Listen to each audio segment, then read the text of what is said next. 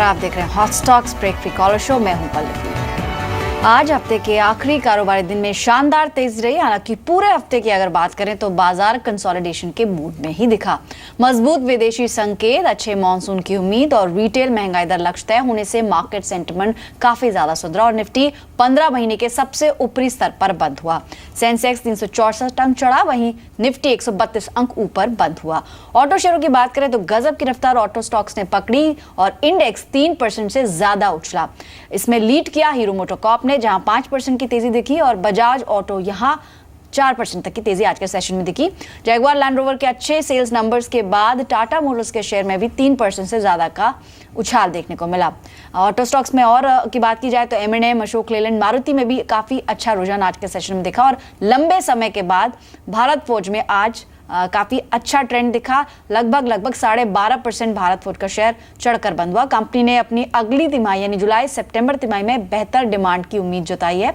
इसके अलावा सरकारी और प्राइवेट बैंक्स की बात करें तो वहां पर भी आज काफी अच्छा ट्रेंड था, काफी अच्छी तेजी देखने को मिली। बैंकिंग इंडेक्स लगभग 2% ऊपर रहा। अगर कुछ नाम गिने तो इसमें axis bank, SBI, yes bank, ICICI bank, federal bank जैसे कुछ नाम शामिल हैं।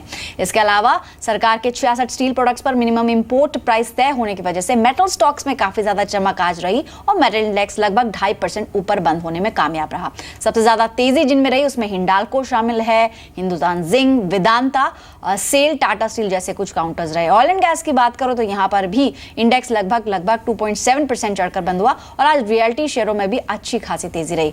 कुछ और जो गेनर्स रहे उनमें IOC, Hindustan petro, BPCL, ONGC जैसे शेयर्स शामिल है। कंज्यूमर ड्यूरेबल इंडेक्स की बात करें तो यहाँ पर भी 1% तक की तेजी रही।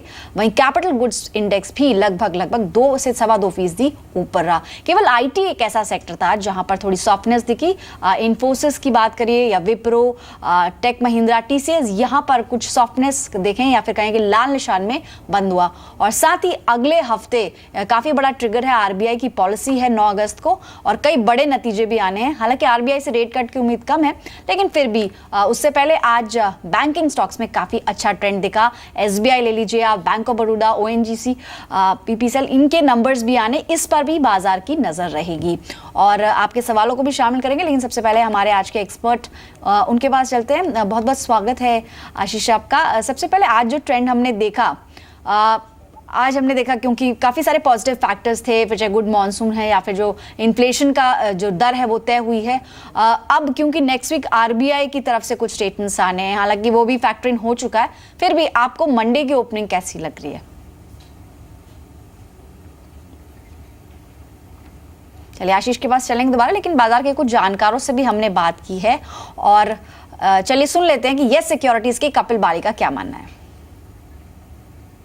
मेरा मानना यह है कि रनअप है और ऑटोमोबाइल में खासकर कंजम्पशन की वेट है और जो नतीजे आ रहे हैं उससे लग रहा है कि ऑटोमोबाइल अच्छा चलता रहेगा।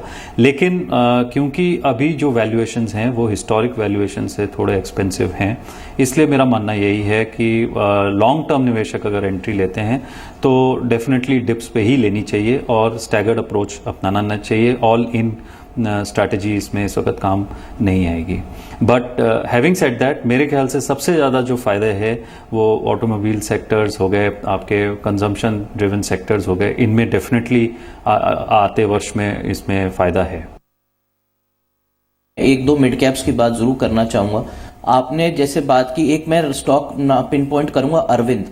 बहुत करेक्शन के बाद कल उसमें ओपन इंटरेस्ट लॉन्ग साइड पे ऐड होना शुरू हुआ है। मेरे हिसाब से अगर अब स्टॉक 305 का घर नहीं तोड़ता है तो then it is heading towards 316, 318। दूसरा एक मैं स्टॉक जरूर मेंशन कर चाहूंगा, सेंचुरी टेक्सटाइल। वो भी स्टॉक वही है जो 725, 730 से करेक्शन 665, 670 जो बहुत अहम था सपोर्ट, वहां से रिबाउंड वापस होना शुरू हुआ है।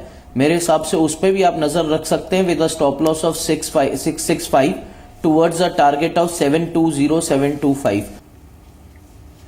जी, तो आपने बाजार के कुछ एक्सपर्ट्स की राय सुनी और हेमंत ठुकराल जैसे बता रहे टेक्सटाइल सेक्टर उनको लगता है कि फिलहाल अच्छा एक विकल्प हो सकता है, वहां पर निवेश किया जा सकता है। आशीष अब मेरे साथ जुड़े हैं। आशीष, स्वागत है कार्यक्रम में।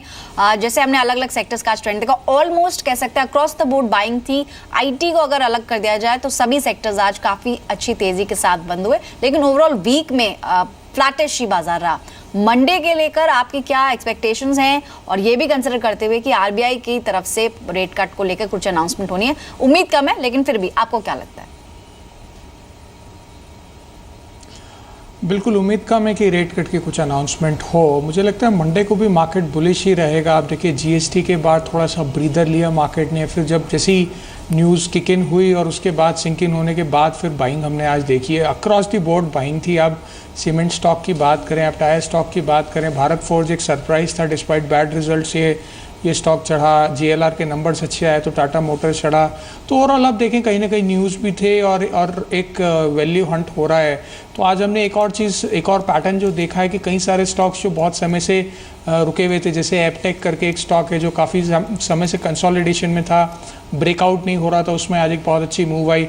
तो कहीं ना कहीं अब मार्केट ऐसे स्टॉक्स को ढूंढ रहा है जो बिल्कुल नहीं चले हैं, जिसमें थोड़ी सी वैल्यू बची है और मार्केट उनको फाइंड आउट कर रहा है।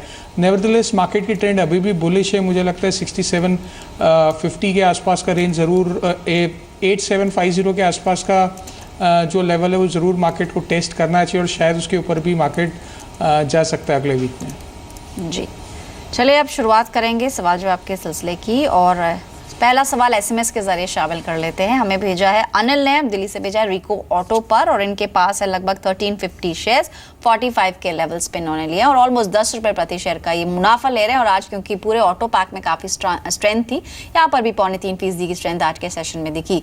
रिको ऑटो, क्या लगता है आपको, क्या टारगेट्स देंगे आप आने वाले कुछ in fact short to medium term के लिए? आशीष देखिए, शॉर्ट टू मीडियम टर्म में काफ़ी बुलिश पैटर्न लग रही है इस पर्टिकुलर स्टॉक की। ऑलमोस्ट 9-10 ईयर हाई के आसपास ये पर्टिकुलर स्टॉक चल रहा है। तो मेरे ख्याल से इसमें होल्ड की सलाह दूंगा। एक स्टॉप लॉस के हिसाब से इनको 51 का स्टॉप लॉस रखना चाहिए। जो टारगेट्स मुझे लगते हैं, अगर 58-59 के लेवल ये टेकआउट करता है तो शायद हम 70 रुपये तक भी इस पर्टिकुलर स्टॉक को जाते हुए देख सकते हैं। तो बहुत ज़्यादा बुलिश मोमेंटम है इस पर्टिकुलर स्टॉक में, डेफिनेटली होल्ड करके रहें। ऑलराइट, तो आपको फिलहाल बने रहने की सलाह दी जा रही है। इस बीच अगले दर्शक जुड़े हैं फोन लाइन पर, हमारे साथ सुभाष हैं कोलकाता से। गुड इवनिंग सुभाष, बताइए क्या सवाल है आपका? जी सुभाष, अपना सवाल पूछें। जी गुड इवनिंग। Good evening. बताएं। मेरा पास जेएम ब्यूटी है। मेरा पास जेएम ब्यूटी है 22 शेयर, 810 रुपया भाई। शायद आपने टेलीविजन ऑन किया हुआ है सर, आपसे चाहेंगे वॉल्यूम आप बंद कर दें फिर सवाल पूछें।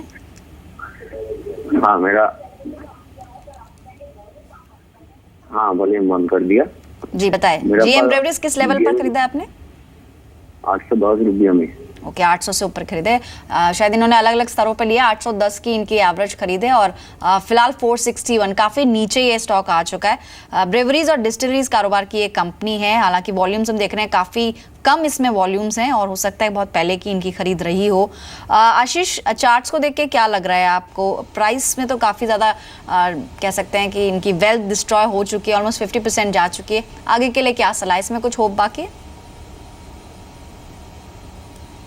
डेफिनेटली पहले तो स्टॉप लॉस इन्होंने नहीं रखा, जो एक बहुत बड़ी मिस्टेक है। दूसरी बात, जब उन्होंने स्टॉक लिया वो एकदम टॉप था। आप देखें 820-830 का जो लेवल है वहाँ पे एक डबल टॉप फॉर्मेशन इस पर्टिकुलर स्टॉक में बना और वहीं से स्टॉक में करेक्शन आना स्टार्ट हुआ है।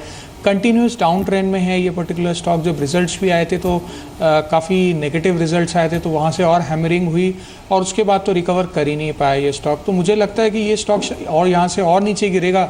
ऑल्दो यहाँ पे इनको बहुत ज़्यादा लॉसेस हैं, तो मैं इनको अभी नहीं कह सकता कि इतने ज़्यादा लॉसेस बुक करें, बट मुझे ट्रेंड तो इसकी डाउनवर्ड ही लग रही। Now he has to take a call whether he wants to book his losses or stay in the stock, but मुझे तो काफ़ी डाउन ट्रेंड लग रही है।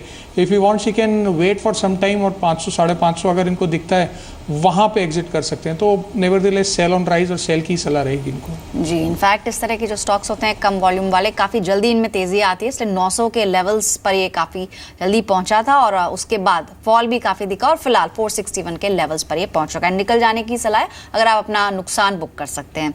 अगले दर्शक हैं हमारे साथ, आकाश जुड़े हैं फोन लाइन पर पुणे से। नमस्कार आकाश, शायद डिस्कनेक्ट हुआ है। इन्होंने सवाल एसएमएस के जरिए भी भेजा है और ये एपटेक पर पूछना चाह रहे हैं। इनफैक्ट एपटेक, आशीष आप जिक्र भी कर रहे थे इसका, इनकी जो बाइंग है वो 82 के लेवल्स पे है और अगर हम आज का ट्रेंड देखें तो इसने अपना 52 वीक हाई आज टच किया 8780 का, और आज की क्लोजिंग भी इनफैक्ट काफ़ी स्ट्रांग क्लोजिंग हुई है। अच्छे वॉल्यूम्स के साथ इसमें बाइंग दिखी और लगभग 13.5% का जंप आज के सेशन में दिखा। 86 आज की क्लोजिंग है। इनके बाइंग से ऊपर है, लेकिन 4 रुपीज़ का ही इसमें डिफरेंस है। आपको लगता है अप ट्रेंड अभी जारी रहेगा, कुछ समय और बने रहे एपटेक में? डेफिनेटली बहुत अच्छा ब्रेकआउट इस पर्टिकुलर स्टॉक ने 82 रुपीज़ के ऊपर दिया है, जो इनकी शायद कॉस्ट प्राइस भी है। और मुझे लगता है काफ़ी समय बाद बहुत लंबा कंसोलिडेशन, मल्टी ईयर कंसोलिडेशन के बाद अगर कोई स्टॉक ब्रेकआउट देता है, वॉल्यूम्स के साथ देता है, अपने 52 वीक हाई पे है, मार्केट अगर बुलिश है, तो मेरे ख्याल से इससे अच्छा कोई पोजीशन नहीं हो सकती। डेफिनेटली होल्ड करके रखें। एक स्टॉप लॉस जो मुझे लगता है 77 का स्टॉप लॉस मेंटेन करके रखें। वैल्यूएशन वाइज भी आप देखें एनआईटी को और अगर एपटेक को आप कंपेयर करें तो एनआईटी में काफ़ी रनअप आ चुका है। वो रनअप हमने एपटेक में नहीं देखा है, एंड राइटली सो। फंडामेंटली इतनी स्ट्रॉन्ग कंपनी नहीं है, रिजल्ट्स इतने अच्छे डिक्लेयर नहीं होते हैं, बट मुझे लग रहा है कि कहीं ना कहीं टर्न अराउंड स्टोरी के ऊपर इस पर्टिकुलर स्टॉक में प्ले किया जा रहा है। और जिस तरीके से एजुकेशन सेक्टर में ग्रोथ हो ही रही, कंटिन्यूस ग्रोथ है इस पर्टिकुलर कंट्री में, तो एपटेक चूंकि बहुत पुराना नाम है, तो मुझे लगता है कहीं ना कहीं वैल्यू इमर्ज होकर दिखने लग गई इस पर्टिकुलर स्टॉक में। मुझे लगता है कि अगर ये स्टॉक 87, 88, 90 के लेवल्स को अगर क्रॉस करता है तो मेरे ख्याल से 120, 130 का लेवल भी हम देख सकते हैं। बिल्कुल होल्ड करके रखें, 78 के आसपास का एक स्टॉप लॉस मेंटेन करके रखें। जी, किसी भी सौदे में मुनाफा आप चाहते हैं कि आपका बने और नुकसान कम से कम हो, तो स्टॉप लॉस जरूर आपको रखना चाहिए। 78 का एक स्टॉप लॉस हमारे एक्सपर्ट बता रहे हैं। फिलहाल इसमें बने रहे, अप ट्रेंड में ही दिख रहा है, और क्योंकि एपटेक एक कह सकते हैं घर घर में सुना हुआ नाम है, काफी अच्छी पसंद रही है आपकी, और आप फिलहाल मुनाफे पर भी बैठे हैं। अगला सवाल एसएमएस के जरिए ले लेते हैं। सचिन ने भेजा लखनऊ से, और पटेल इंजीनियरिंग के इनके पास 100 शेयर्स हैं, 60 रुपए पे इन्होंने लिए। यहाँ पर भी वही हाल है, स्टॉप लॉस नहीं लगाया और फिलहाल काफी ज्यादा नुकसान उठा रहे हैं। क्या लग रहा है पटेल इंजीनियरिंग में अब क्या कर सकते हैं मौजूदा स्तरों पर? ये इसमें तो कोई बुलिश ट्रेंड दिख नहीं रही है इस पर्टिकुलर स्टॉक में। क्लियर कट डाउन ट्रेंड है, अपने ऑल टाइम लोज के आसपास भी है ये पर्टिकुलर स्टॉक। तो इनको मैं सलाह यही दूंगा कि जितनी जल्दी एग्जिट हो सके इस पर्टिकुलर स्टॉक में से एग्जिट हो जाएं, किसी फ्रंट लाइन कंपनी में, इंजीनियरिंग कंपनी में ये इन्वेस्ट करें, वो ज़्यादा बेहतर रहेगा इनके लिए। जी, तो यहाँ से निकल जाने की सलाह है और आप किसी बेहतर और बड़ी कंपनी में निवेश करने की सोच सकते हैं यहाँ से एग्जिट होके। हमारे साथ फोन लाइन पर जुड़े हैं अब विनीत कोलकाता से। नमस्कार विनीत जी, बताइए क्या सवाल है आपका? मैम मेरा सवाल है, मेरा आईसीआईसीआई बैंक परचेज किया हुआ है 265 रेट में, 300 शेयर है, तो मुझे क्या करना चाहिए? अभी होल्ड करना चाहिए, क्या करना चाहिए? पहले अगर आप ये बता दें कि आपने क्या इसे लॉन्ग टर्म के लिए लिया है, या फिर आप कुछ महीने इसको रख सकते हैं, या मे बी कुछ वीक्स? 6 मंथ का hold ma'am. 6 months, alright. 6 months के लिए रख सकते हैं। 262 की इनकी बाइंग और आज की क्लोजिंग 245। नंबर्स इसके आए हैं और उसके बाद काफ़ी ज़्यादा गिरावट इसमें देखी, लेकिन आज क्योंकि ओवरऑल बैंकिंग पैक काफ़ी स्ट्रेंथ में था और बैंकिंग इंडेक्स भी हमने देखा कि 2-2.5% की तेज़ी वहाँ रही। फिलहाल आईसीआईसीआई बैंक में क्या कर सकते हैं? देखिए, इनको डेफिनेटली होल्ड करने की सलाह दूंगा। एक बहुत बड़ा ट्रिगर जो आ रहा है वो सितंबर में आईसीआईसीआई प्रूडेंशियल का आईपीओ आ रहा है। मुझे लगता है उससे बहुत ज़्यादा वैल्यू अनलॉकिंग होगी, बट फंडामेंटली कंपनी में अभी भी बहुत ज़्यादा इश्यूज़ हैं एनपीएस को लेकर के। मुझे लगता है वो इश्यूज़ थोड़े टाइम तक और सस्टेन करेंगे। नेवरदिलेस इस पर्टिकुलर स्टॉक में डाउनसाइड मुझे नहीं लगता 230-235 से ज़्यादा की अगले 6 महीने में, तो इनके रिस्क बहुत कम है मेरे ख्याल से, तो इनको डेफिनेटली होल्ड करना चाहिए। अगर एवरेज कर सकते हैं इस पर्टिकुलर स्टॉक को, इनको कहीं यहाँ से 5-10 रुपये नीचे मिलता है तो डेफिनेटली डबल एवरेज करें, तो इनकी कॉस्ट शायद 250 के आसपास, 240-250 के आसपास अगर इनकी आती है और 260-270 का मौका मिलता है तो एक बार उसमें से एग्जिट करें। और जब कंपनी के फंडामेंटल्स थोड़े से इंप्रूव हों, भले ही कंपनी आपको थोड़ी सी महंगी मिले, तब री एंटर करने में ज़्यादा समझदारी रहेगी। तो अभी होल्ड करके रहें, एवरेज कर सकते हैं तो और इसको एवरेज करें डाउन साइड में। ऑलराइट, तो फिलहाल इसमें बने रहने की सलाह है। आज की क्लोजिंग ऑलमोस्ट 2.5% की तेज़ी के साथ। हमारे साथ अब पुनीत हैं, जोधपुर से जुड़ रहे हैं। नमस्कार पुनीत, बताइए क्या सवाल है आपका? 100 शेयर एट 3450। डॉक्टर रेड्डीज की बात कर रहे हैं आप? जी, ओके 3450 पे 100 शेयर। ओके, यानी अलग अलग स्तरों पे आपने खरीदा है। फिलहाल तो थोड़ा लॉस लग रहा है, कितने समय तक रुक सकते हैं सर आप? मैम अब लॉन्ग टाइम होल्ड करना ही पड़ेगा, जो अभी प्रेजेंट मार्केट प्राइस चल रहा है उस हिसाब से। ओके ओके, इसमें ही बना रहा हूँ, मेरा सवाल है इसमें ही बना रहा हूँ या किसी और में स्विच ओवर होने का कोई ऑप्शन? तो आपके मन में कोई और स्टॉक का नाम हो या कोई सेक्टर जो आपने सोचा हो कि वहां पर निवेश करना चाहिए? Infosys. Okay fine, all right. Ashish, इन्होंने जैसे बताया डॉक्टर रेड्डीज में निवेशित हैं लेकिन नुकसान उठा रहे हैं और यहाँ से एग्जिट करके इन्फोसिस में शिफ्ट हो सकते हैं, आपको क्या लगता है? देखिए, दोनों ही ऐसे सेक्टर हैं जो अभी काफ़ी समय से बियरिश ट्रेंड में हैं। आईटी भी थोड़ा बियरिश है और फार्मास्यूटिकल तो ऑलमोस्ट पिछले 6 महीने से काफ़ी बियरिश है। स्पेशली डॉक्टर रेड्डी के रिजल्ट्स के बाद जो इस पर्टिकुलर स्टॉक में एक डाउनफॉल आया है वो हमने उसका रिवर्सल नहीं देखा है, तो काफ़ी बियरिश इस पर्टिकुलर स्टॉक का भी ट्रेंड लग रहा है। फार्मास्यूटिकल पूरा सेक्टर ही डाउन लग रहा है। इन्फोसिस की आप बात करें तो मैं उसमें आपको अभी एंटर करने की सलाह नहीं दूंगा। आप देखें कॉग्निजेंट का जिस तरीके से इस बार इंडिकेशंस आए, नंबर डाउन, तो इसी वजह से आज आपने आईटी स्टॉक्स में भी थोड़ा प्रेशर देखा। मुझे लगता है आईटी स्टॉक्स भी अंडर प्रेशर ही रहेंगे, तो मैं इनको दोनों स्टॉक में अवॉइड करने की सलाह दूंगा। डॉक्टर रेड्डी में अगर ये एग्जिट कर सकें, ऑल्दो इनका लॉस काफ़ी बड़ा है, तो ये एग्जिट करें, या अगर इनको 100-200 रुपये की चाल, जो मुझे लग रहा है यहाँ से एक थोड़ा सा बाउंस बैक आना चाहिए, क्योंकि गैप क्रिएट हुआ था, तो गैप फिल करने के लिए अगर स्टॉक प्राइस फिर से जाता है तो वहाँ पे एग्जिट कर सकते हैं। इन्फोसिस में भी अभी मैं इनको एंटर करने की सलाह नहीं दूंगा। एनबीएफसी स्पेस में अगर इनको कोई स्टॉक पसंद आता है, उज्जीवन है, एसकेएस माइक्रो फाइनेंस है, मनप्पुरम है, मुथूट फाइनेंस है, काफ़ी बजिंग सेक्टर है और आगे आने वाले 2-3 सेक्टर में 2-3 सालों में भी काफ़ी अच्छा इसका आउटलुक रहने वाला है। उस पर्टिकुलर सेक्टर को ज़रूर देख सकते हैं। ऑलराइट, तो आपको विकल्प भी बताए हैं। मन्नापुरम आज डे हाई पे क्लोज हुआ, ऑलमोस्ट 0.1% की तेजी रही 86.25 के लेवल्स पर। इसके अलावा एसकेएस माइक्रो फाइनेंस पर भी आप नजर डाल सकते हैं, मुथूट फाइनेंस पर, उज्जीवन फाइनेंस, ऐसे कई माइक्रो फाइनेंस कंपनीज हैं, वहां पर आप एक्शन दिख रहा है, बजिंग स्टॉक्स में से हैं, वहां पर निवेश करने की सोच सकते हैं। फिलहाल ऐसे कुछ स्टॉक्स की बात करते हैं जो हमने आज दिन भर जी बिजनेस पर आपको दिखा और आपने अच्छा रिटर्न वहां पर कमाया। अंशु मेरी सहयोगी मौजूद भी हैं ऐसे कुछ स्टॉक्स बताने के लिए, बताइए। जी शुक्रिया। मुनाफे की वो 3 कॉल जिन्होंने आज के सत्र में दिया है जबरदस्त रिटर्न, उनमें पहला नाम होगा एपटेक का। आज के सत्र में इस शेयर ने अपना टारगेट तो सुपरसीड किया ही किया है। आज के सत्र में इस शेयर ने 16% का रिटर्न दिया है। ये शेयर हमने सुबह 7:30 बजे अपने दर्शकों को फास्ट 50 में रिकमेंड किया था, तो जैसा कि मैंने बताया 16% का इस शेयर ने आज के सत्र में रिटर्न दिया है। मेरा अगला शेयर होगा मिंडा कॉर्प का। ये शेयर हमारा आज का सुपर शेयर था जो हमने सुबह 9:30 बजे अपने दर्शकों को रिकमेंड किया था। आज के सत्र में अगर बात करें तो इस शेयर ने भी अपना टारगेट सुपरसीड करते हुए दिया है 6% का रिटर्न।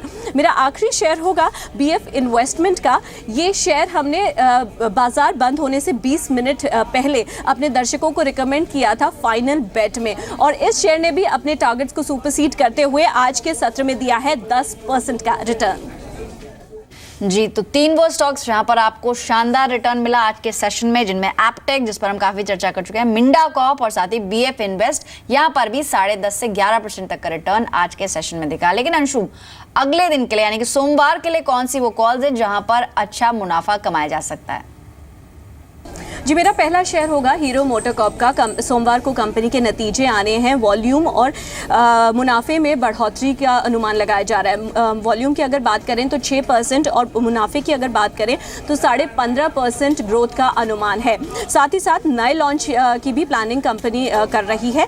मानस जायसवाल काफ़ी बुलिश शेयर को लेकर खरीदारी की सलाह दे रहे हैं। टारगेट आप रख सकते हैं 3,600 रुपये का। स्टॉप लॉस इस शेयर पर आप मेंटेन कर सकते हैं 3,380 रुपये का। मेरा अगला शेयर होगा मैरिको का।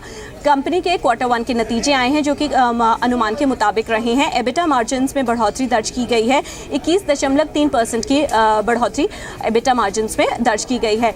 मानस जायसवाल काफ़ी बुलिश शेयर को लेकर खरीदारी की सलाह दे रहे हैं। 305 रुपये के लक्ष्य के लिए इस शेयर पर आप दाव लगा सकते हैं। स्टॉप लॉस आप रख सकते हैं 270 रुपये का।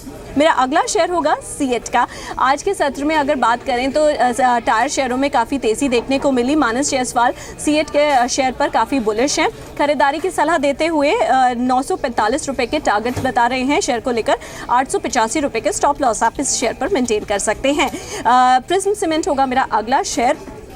आज टायर शेयरों के अलावा सीमेंट शेयरों में भी काफ़ी तेज़ी देखने को मिली। AK प्रभाकर काफ़ी बुलिश है शेयर को लेकर। खरीदारी की सलाह दे रहे हैं। 119 रुपये के टारगेट्स के लिए इस शेयर पर आप दाव लगा सकते हैं। 102 रुपये का आप स्टॉप लॉस मेंटेन कर सकते हैं। मेरा आखिरी शेयर होगा कल्याणी स्टील का। सरकार ने 66 स्टील प्रोडक्ट पर मिनिमम इम्पोर्ट प्राइस का टेन्योर बढ़ाया है और 2 महीने के लिए ये टेन्योर बढ़ाया गया है। AK प्रभाकर काफ़ी बुलिश है शेयर को लेकर खरीदारी की सलाह देते हुए ₹324 के लक्ष्य बताए हैं। स्टॉप लॉस आप मेंटेन कर सकते हैं ₹284 का। शो बताने के लिए तमाम वो कॉल्स जहां पर अगले हफ्ते मुनाफा कमाया जा सकता है। लेकिन एक बार फिर दर्शकों का रुख करते हैं और अगला सवाल SMS के जरिए शामिल करेंगे। संसार ने भेजा है जलंधर से, नाम काफी खूबसूरत है इनका। इन्होंने SBI में निवेश किया हुआ है, 1000 शेयर्स इनके पास 232 के लेवल पर। इनफैक्ट SBI के नंबर्स भी आने हैं अगले शुक्रवार को, यानी 12 अगस्त को इसके रिजल्ट्स आने हैं। काफी नजर रहेगी मार्केट की इस पर, कैसा परफॉर्मेंस रहता है। इनका लगता है शायद हाल फिलहाल की ही बाइंग है, क्योंकि 232 का लेवल ही आज क्लोजिंग पर दिखा है। आशीष, SBI को लेकर क्या सलाह रहेगी, शॉर्ट टर्म या फिर जो लॉन्ग टर्म निवेशक है, दोनों के लिए? डेफिनेटली इनको होल्ड की सलाह है। SBI ऑलमोस्ट पिछले 15-20 दिनों से कंसोलिडेशन फेज में है और मेरे ख्याल से वो कंसोलिडेशन फेज ये बताता है कि मार्केट प्रॉफिट बुक करने के मूड में बिल्कुल नहीं है। यहाँ से मुझे लगता है और तेजी आएगी इस पर्टिकुलर स्टॉक में। रिजल्ट्स देखना होगा, बहुत इंटरेस्टिंग होगा रिजल्ट्स को देखना कि प्रोविजनिंग फिगर क्या आता है, NPA फिगर क्या आता है, नेट इंटरेस्ट इनकम में कितनी ग्रोथ होती है। बहुत सारी चीज़ें देखने के लिए इस बार रिजल्ट में। नेवरदिलेस मुझे लगता है जिस डायरेक्शन में इकोनॉमी बढ़ रही है, जिस डायरेक्शन में गवर्नमेंट सीरियस है PSU बैंक्स को फिर से प्रॉफिट में लाने के लिए, वो SBI में सबसे पहले रिफ्लेक्ट होगा। तो डेफिनेटली इसको होल्ड करके रखें। एक स्टॉप लॉस अगर ट्रेडिंग करते हैं तो उस हिसाब से एक 227 के आसपास का स्टॉप लॉस मेंटेन करें if he is a trader. Alright, तो अगर आप छोटी अवधि के लिए निवेश आपने किया हो तो आप 227 का एक स्टॉप लॉस लगा सकते हैं। अगर आप लॉन्ग टर्म के निवेशक हैं फिर शायद चिंता करने की इतनी जरूरत नहीं। एक स्ट्रॉन्ग का आपने काउंटर चुना है, अच्छा निवेश है, फिलहाल बने रहें। अगले दर्शक हमारे साथ फोन लाइन पर दीपक है मुंबई से। गुड इवनिंग दीपक, बताइए कौन सा स्टॉक लिया है आपने? हाँ मैडम, मैंने सिंटेक्स इंडस्ट्रीज के 300 शेयर होल्ड किए जी। 80 रुपीज। किस लेवल पर खरीदा सर आपने? 80? हाँ 80। ओके, 80 रुपीज़ पे खरीदा। थोड़े लॉस में हैं फिलहाल आप, कितने समय तक रुक सकते हैं? और अगर आप ये भी बताएं कि कब से होल्ड किया हुआ है आपने?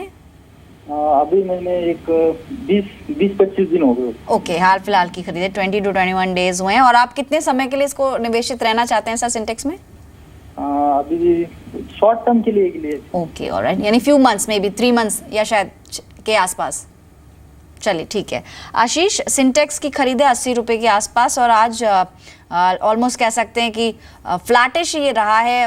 इनफैक्ट 73-70 पर इसकी क्लोजिंग रही है। इनको लॉस भी हो रहा है ऑलमोस्ट 7 रुपये प्रति शेयर। शॉर्ट टर्म के लिए क्या सलाह रहेगी? सिंटेक्स के चार्ट्स देखकर आपको क्या फील हो रहा है? देखिए, शॉर्ट टर्म के लिए तो थोड़ा सा कहना मुश्किल है, क्योंकि ये स्टॉक एक रेंज में है। कुछ 71 रुपये से लेकर के 80-82 रुपये की रेंज में ये स्टॉक चल रहा है। तो जब तक इस रेंज को ब्रेक नहीं करता है तो टेक्निकली इसमें कोई ट्रिगर नहीं मिलेगा। बट फंडामेंटली अगर मैं बात करूं तो क्रूड ऑयल के प्राइस में थोड़ा करेक्शन देखा है, वो उसके लिए बहुत पॉजिटिव है इस पर्टिकुलर कंपनी के लिए। दूसरी तरफ कंपनी जिस तरीके से इंडिया में कंस्ट्रक्शन हो रहा है, जिस तरीके से हाउस बिल्ड करने की बात कर रही है गवर्नमेंट, जिस तरीके से क्लीन इंडिया की बात कर रही है गवर्नमेंट, तो उसमें सिंटेक्स को बहुत फायदा होगा। तो फंडामेंटली अगर 1 साल 1.5 साल का नजरिया रखते हैं तो आराम से इस पर्टिकुलर स्टॉक को आप 130 से 150 रुपए की रेंज में देख सकते हैं। शॉर्ट टर्म के लिए मैं इनको जरूर एक स्टॉप लॉस देना चाहूंगा। वो 69 के आसपास का स्टॉप लॉस बन रहा है, जो इनकी इस पर्टिकुलर स्टॉक के नीचे की कंसोलिडेशन रेंज का सपोर्ट लेवल है। उस पर्टिकुलर लेवल को ये मेंटेन करके होल्ड कर सकते हैं। जी।